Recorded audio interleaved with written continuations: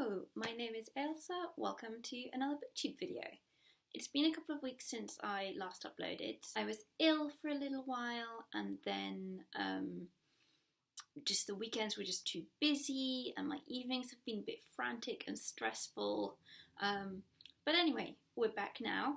I'm hopefully filming a couple of videos today because I'm going on holiday at the end of the week, so that's going to be another week where I don't film, but hopefully I can do a couple today and schedule one for next week. We'll see how that goes. Never tried scheduling before, but everyone does it, so it must be easy enough. Anyway, that's enough babbling. Today I am going to talk about the books that I read in February. So the first book I'm going to mention that I read this month, I can't remember if I started reading it this month or if I started it at the end of January, but anyway, I finished reading it this month, and that is A Conspiracy of Alchemists by Liesel Schwarz. This is a steampunk novel. I mentioned it in my February reading plans video that I have had this on my TBR shelf for a very long time. I've read the first couple of chapters in the past, and then just been distracted by other new shiny books, even though this is very pretty and shiny and it was a good opening couple of chapters. So I was really glad to get the chance to actually read it through all the way. This is steampunk. It's set in the very early 1900s. Queen Victoria has died, but it is pre-war. It's about a girl called Eleanor, or Elle, who is an airship pilot. She agrees to carry an unnamed cargo at the beginning of the book for someone that she has worked with in the past, and the cargo then turns out to be a person, as well as a box that's mysteriously locked, and she isn't told any more about it or why it's so secretive that the person and the box are going from Paris to London. Someone then tries and succeeds in stealing the box, and they have to leave Paris in a hurry. There is a big struggle going on between the light side of magic and the dark side of magic, and it turns out that Elle might be involved in this somehow and able to kind of stabilise things a bit, perhaps. It's very, you will be able to bring balance to the force kind of story, but Elle thinks this is a load of rubbish.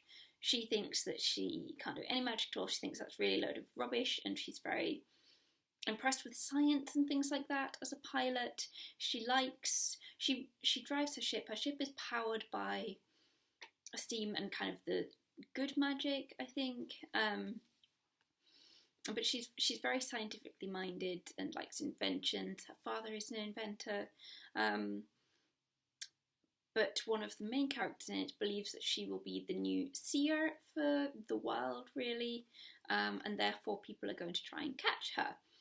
It's a great adventure of a book. It goes through London, Cambridge, Venice, Constantinople, so it's really, really good.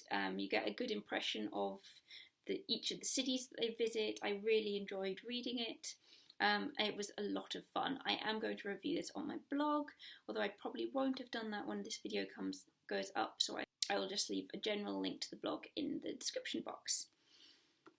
I think overall I'm probably giving this one 8 out of 10 if we're talking about ratings.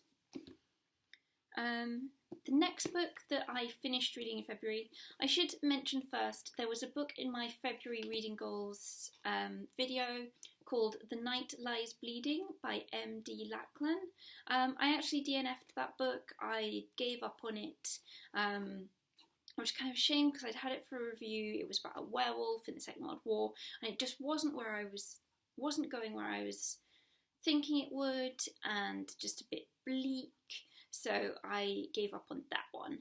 And the next book to talk about is Doing It by Hannah Witton. I found this quite interesting. It is a book about sex, as you might guess from the title. A lot of the book was about stuff I already knew, because it goes right through from these are what like male genitals and female genitals are like, with illustrations. These are STIs, these are our concepts of gender and what we mean by that. Like stuff that I have known since high school, if not before that. And I'm going to turn 27 in a couple of weeks, so a lot of it was stuff that I very much am aware of already. But there are frank discussions of other things like masturbation in it that I did find interesting to read, because as Hannah said, it is not something that really gets talked about. So it was interesting to read other people's points of view on that. There also, a thing about it that I really liked was that there are little excerpts in it from people who can give a different point of view than Hannah Witton has in the book. So Juno Dawson writes a bit about being transgender. There's someone writes about being bisexual. Someone writes about being polyamorous. There's lots of different points in there. They have an expert lawyer talk about the laws regarding sexting and things like that. All of those I found really interesting to read because it was different. It was stuff that I didn't already know. So in general, that was an interesting book. Maybe not so relevant to me anymore, but there were bits in it that I enjoyed. I think it would be a great book to have available in high school libraries, just to have that information getting out there to people. The next book that I want to talk about is Because We Are Bad by Lily Bailey. This book is telling Lily's struggles with OCD. It's written very readably. It starts right away with Lily being about 6 or 7 years old and talking about how other people in the playground have imaginary friends and friends that they forget about when they leave school at the end of the day and pick up again the next day at school when they're pretending again. Whereas Lily has someone in her head with her who she has proper conversations with. And gradually it goes through how the OCD affected her when she was in school, what it made her do, how she lived with that, to being in high school, and eventually getting diagnosed with it being OCD and starting to see a therapist and what aspects of that were working and not working. And eventually when she leaves school and goes to university, and it's a very honest account and it's very interesting. And like Mad Girl by Bryony Gordon, which I read in the autumn, it really shows how difficult it can be to live with OCD. I found it a very, very interesting book and I highly recommend it. It's been a pretty good reading month. The last book that I finished reading in February was called Make Me Want by Katee Robert. This was a book that I got for review from Mills and Boon.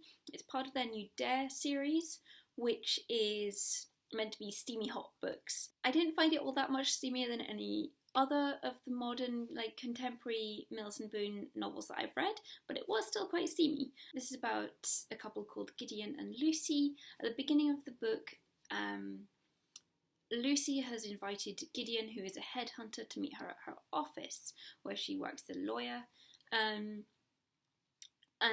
they knew each other in the past. They were friends up until the point that Gideon had to break it to Lucy that her fiancé was cheating on her. Said fiancé had been one of Gideon's best friends, and he feels a lot of guilt about this. They haven't seen each other for 2 years.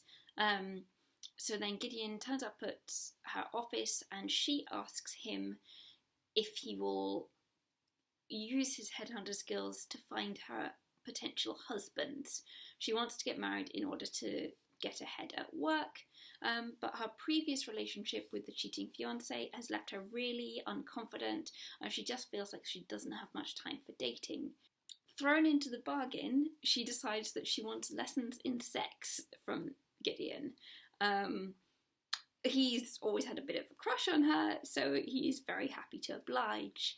But the two of them quickly realise, even if they don't manage to discuss it, that they have stronger feelings for each other than that. They are determined to stick to the rules that they've set out at the beginning of this arrangement, and things kind of go from there. It's, like all Mills and Boon books, a light, fun read and quite a fast read. I did really enjoy it, and it was really nice to read something. I always like reading romance because it's quite relaxing to kind of know they're gonna get together in the end. It's about the journey of getting there. You have the reassurance reading it that things will all work out. Yes, there's going to be some tension and there's going to be some problems that stop it, that interfere with things, but ultimately it will be okay. So it was a really nice book. I enjoyed reading it, and if you are looking for a quick romance book to read, then I would recommend it. I'm filming this a couple of days before the end of February, but there is one other book that I'm reading that I think I will finish before the end of the month, and that's another review book that I had in my February reading goals video, which is What Fresh Hell by Lucy Vine. This is about a girl who is in her late 20s and all of her friends are getting engaged and turning into complete bridezillas and things. I'm not quite sure where the overall plot is going. So far it's quite funny though. She's had one hen party with her friends that was just horrible, and is now trying to deal with her parents who seem a bit of a nightmare too. So we'll see where it goes, but it's quite fun to read anyway. Another book that I'm also currently reading is Flying Tips for Flightless Birds by McCaughrain. Again, I mentioned this in my start of the month video. This is about twins who are in high school in Ireland.